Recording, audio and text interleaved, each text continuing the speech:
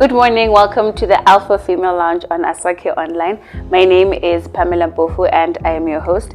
On the show, we discuss various issues affecting young women in Matabeleland with some of Matabeleland's most phenomenal women. Today on the show, we're discussing mental health, the silent killer that's affecting most young people in our society. And joining us to discuss this is Mellisa Mlambo, a psychology graduate from the University of Zimbabwe, a mental health blogger and activist, and also she works with Creatism, a non-profit organization that seeks to create awareness on mental health in the communities. Mellisa, welcome to the show. Thank you. Thank you so much for joining us. So, Mellisa, we use the term mental health, so vaguely, just here and there. But what exactly is mental health and what does it entail? Okay, well, I could give you, the easy definition that if you Google mental health, there's obviously a definition that's going to come up and it's generic. But what I actually prefer to do is to explain it to people in a way that every single person can understand in layman terms. So to me, mental health is the state of your emotional, spiritual, and physical being when everything merges. You've got your physical health, that is your body temperature, your heart, your lungs, that is simple. But to me, the mental health aspect is when everything merges into one. So it's all about your emotions, your spirit, your soul, your everything, how it comes together. That's what I like to view as mental health. Okay. And so nowadays you find that people be like, guys, I'm feeling depressed. You let depression. Right. So, but then how do you know that I let depression? Because everyone just says we're depressed, even if they haven't seen a doctor for it. How do I know that I really have depression or anxiety? And I'm glad you've brought that up because that is such a dangerous thing that people do or say without even realizing the danger and what they're saying, because many people make it a joke. Like even in movies or things, you find people saying, are you bipolar? Are you this? And I think it's actually not demeaning, but it actually brings down the value of the illness when people make a joke about it or say it in passing. So for you to say you're depressed, I'm acknowledging that people can feel sad. You can feel very sad. You can feel very sad for a week, and then after that you get up and you're fine. But when you're depressed, there is not just feeling sad. There is more to it than just, okay, I'm going through this week, or I'm depressed. No. For someone who is depressed, there's a behavior that can be tracked. Right? So it's, if every day of your life you feel a certain way, or you're going through this for 10 years, there's some people have been depressed for 30 years, 10 years, 40 years. And there's some people have been depressed for 6 months as well. But so you have to see a professional, of course, for you to be diagnosed as depressed. But there's some symptoms that can guide you if you're feeling like, okay, for example, you don't like to do anything that you used to like doing, or your hobbies, you've stopped doing them. You just want to sleep, or you have struggle sleeping. You don't eat, or you're overeating. Suicidal ideas, or the lack of the will to live. So we've all been sad before, where you're like, okay, I'm feeling down today.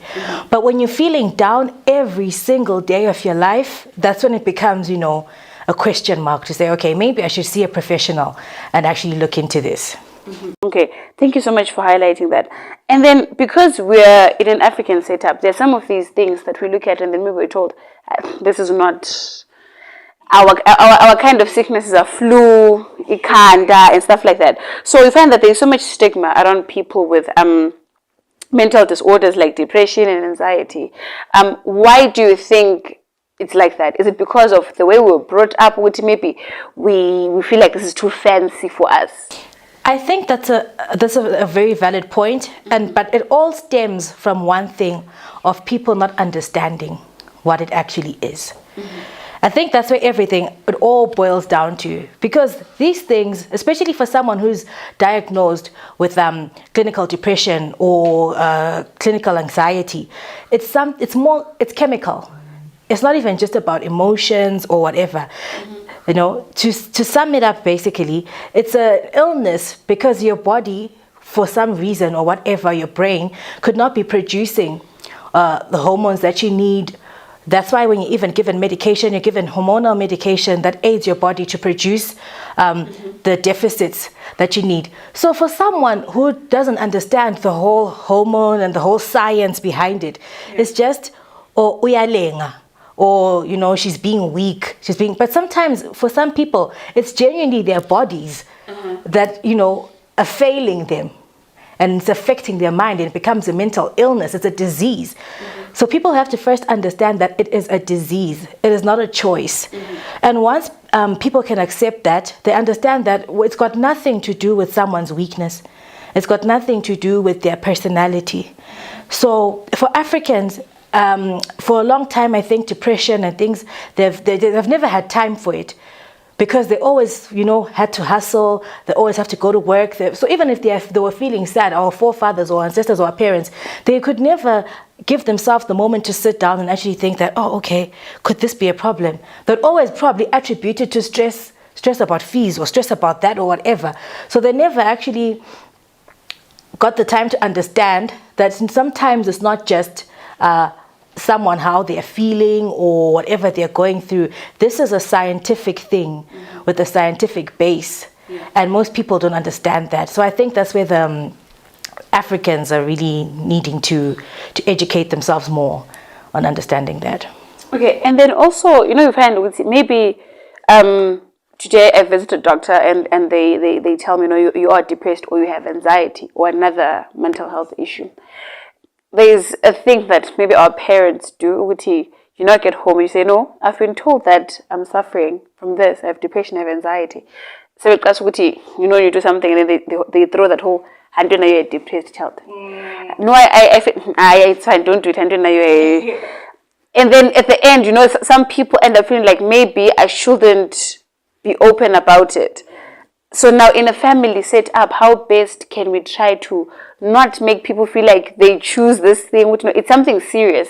And if you as my mother are throwing it in my face, which I'm depressed or I have anxiety, how best can we deal with that? Okay. Well, the thing is, the first step, I believe, begins with you. I always say this to people, and I even put it in practice in my own life. Your personal mental health comes first. So if anybody is a trigger to your mental health, whether it is your mother, your father, your pastor, your brother, your sister, I always say this and I stand by it. Remove the trigger from your life until they're willing to adapt to your circumstances. So don't feel the pressure that, because already you're going through this depressive episode or this anxiety episode. You're trying to figure yourself out. You've got all this going on. Don't add the extra burden onto yourself of trying to make people understand you, because you're just going to sink yourself further into a hole. Work on you first. So if it's in a family setup, if you're finding that, okay, my parent needs more time understanding depression, if you've got somewhere you can go, a cousin, another household, I encourage you to do that, to remove yourself from the situation till you feel like you're better enough to come back and have another conversation and say, Mom, when you do this and this, it makes me feel this way. If she's not listening, distance yourself again, and you can come back and try again when she's not willing to listen. But what I want to encourage people going through these things is when you're in the midst of going through something, focus on yourself. Focus on getting yourself through that. Don't focus on explaining yourself to other people or anything else. Focus on you first, and then hopefully eventually down the line they'll come, you know, along and begin to understand further. But until they're willing to do that, just stay away from all of it. Yeah.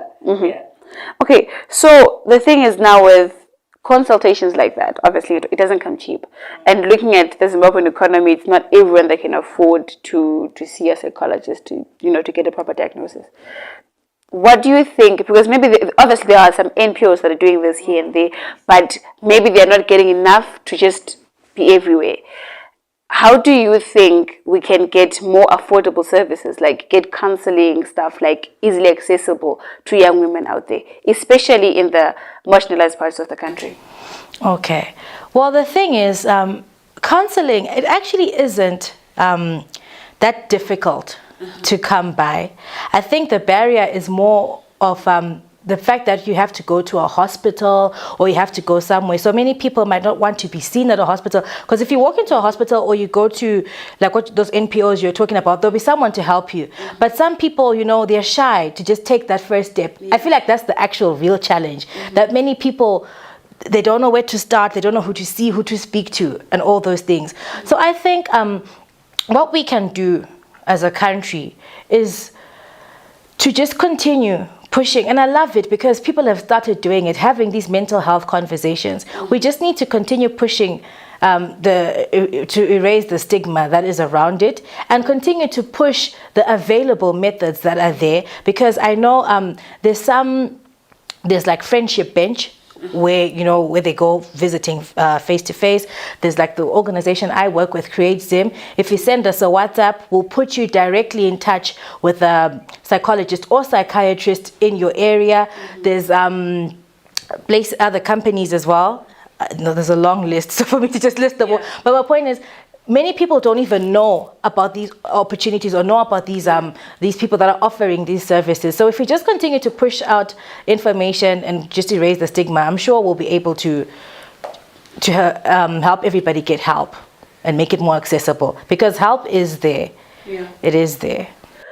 Okay, so we, like last year, were plunged into our new living, new normal, and obviously a lot of people had a hard time adapting to that, and forced them to find new ways of adapting.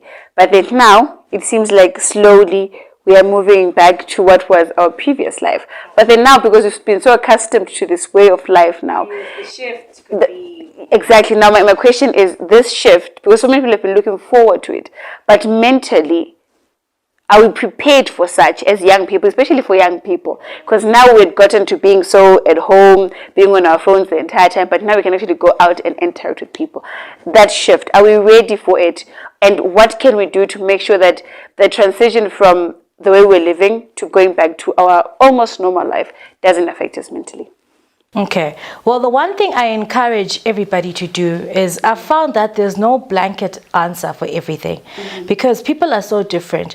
There are some visual people, you know, there's some people who like to read or write. There's some people who like to meditate. Some people can take walks. So the first thing I'd like to encourage each person, right, to do is to find the one thing that grounds you as a person.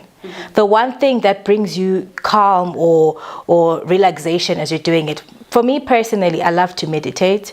You know, I focus on centering my energies. And for some, and it's not for everyone. Some people look at me and be like, girl, bye. You know, there's some people who jog.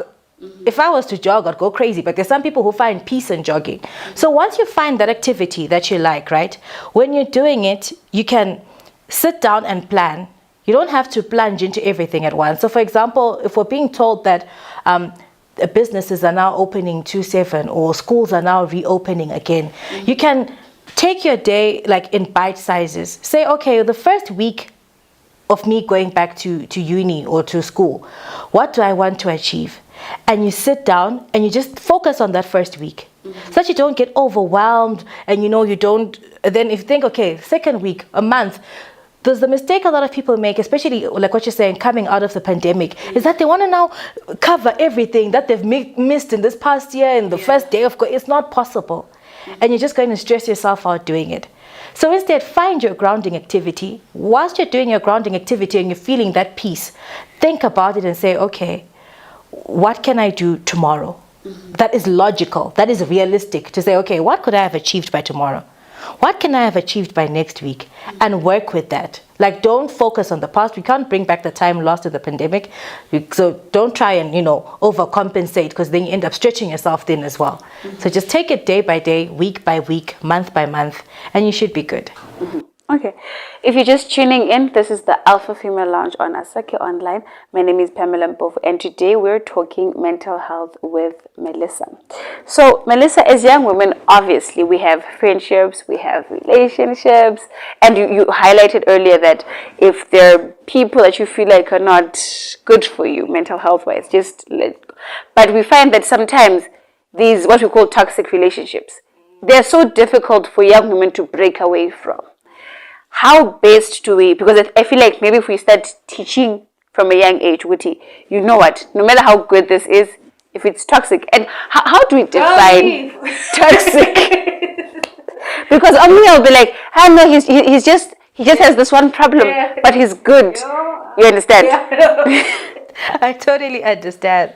And you know, the one thing that I'll say about this topic before I even go any further, I believe, an individual, you can only do so much. Even, I'm sure you've been through a situation where you're telling your girl that, look at what he's doing, and she keeps going back and keeps going back and keeps going back. Yeah. You can't make decisions for anybody. Somebody has to develop to that level for themselves where they can make the decision for themselves. We can't force someone to do anything. So all we can do actually is to encourage young women, because I believe that the partner that you choose is a reflection about how you feel about yourself. So if you have a partner and you're okay, not okay, but he maybe hits you, or he's emotionally abusive, or he's toxic in whatever way, somehow it comes down to how you feel about yourself and your self-esteem. Because if you just feel genuinely in the depths of you that you deserve better, you will know and you will act like you deserve better. But if for some reason there's something tying you to that person where you feel like, okay, maybe this is what I'm worth, or this is what I deserve, of which it's not true, but it all comes down to that usually is just self-esteem issues. So I believe what we can do for young women is to teach them to love yourself fully. Because once you love every inch of you and appreciate every inch of you, once any other person tries to do any behavior that is contradictory to that, you will not allow it, because you'll be like, whoa, I know what I'm worth. I know what I want. So that's the main message that I think it all stems from. Self-love, self-understanding, and healing.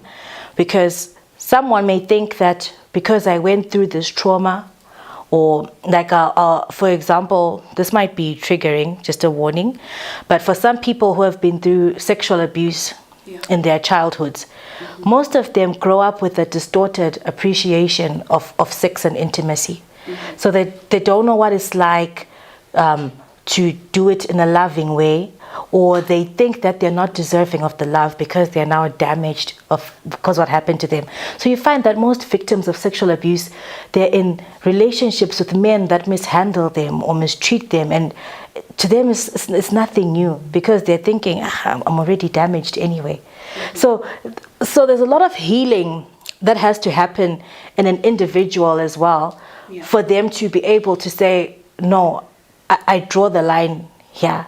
I know what I deserve, irregardless of what happened. Even if you used to be promiscuous in your past, some people, they grew up, being promiscuous. Then now, because they're settling down, and you have a man telling you, after all, the whole of Bulawayo has had you, or whatever. So because you haven't dealt with your past problems before you even came into the relationship, you're allowing those wounds, to be a source of ammunition to someone. So once you deal with all the things that pain you, because some people, like another example, it could be in an emotional abusive relationship where he's telling you, oh, please, after all, you're so dark. Oh, please, after all, you're fat. Oh, please, no one else will want you. And because you inside believe those things about yourself, when he says them to you, it strikes a chord, and then you stay with him because you believe him. But if you fully love yourself, if you're fully healed yourself, and you're fully identified with who you are as a woman and love yourself as a woman, you'll reach a point where you can take no nonsense from anyone, because you know what you're worth and what you deserve. Like you mentioned that sometimes it's the things that are said. Like maybe we talk about weight. Sometimes it's your skin color. You're not yellow enough. Because the thing is, with bullying, it's so rife. Especially if we look at like where young women are molded in schools, primary schools, high schools. It's so rife. You'll be told, your nose is, this part about you. For example, I know growing up, they used to tell me my eyes are way too big, and I never appreciated my eyes for that. So now we see where the root problem is. You understand? How then do we tackle it there? Sometimes maybe and then for life you are scarred with the fact that I was told by another child, okay, all right. You know, I actually love this topic because I spoke about it in my blog, and I do these Instagram TV stories as well, where I speak about such things. So luckily, okay, not luckily, but for me, I've been on both sides of the spectrum. Yeah. I've been the person who says the mean things. And I've been the person who the mean things are said to. Yeah. So usually when someone is bullying you, it's because there's something wrong with them. There's a deficit in them. And they are lashing out and trying to make someone else feel inferior as well. So that it's not just them feeling bad about themselves. So if you're being bullied, I urge you to please understand that it's not even, half of the time it is not even about you. It's about that person wanting to make themselves feel better by bringing you down. So when you allow a damaged person, don't take a damaged person's opinion about yourself and make it the truth. It is not. And I get it. It's easier said than done. Words hurt. So it's not practical for me to just be like, oh, someone said, you know, Melissa's fat. I don't care. No, life doesn't work like that. But what I do is I like to process things. So someone says to me, okay, Mellisa, you're this, you're this, you're this. Sit down and say, okay, why is this hurting me? Is there some truth in this statement? Okay, my eyes are, for example, in your situation, my eyes are big. Okay, my eyes are big. But do they work? Can I still see? Can I still, are my eyes hindering me from achieving my goals? Are my eyes, you know, a thing that there's so terrible? You can even look at yourself in the mirror. Maybe even your mom has big eyes as well. You can say, okay, but my mom has big eyes. Her life is fine. And then you can say,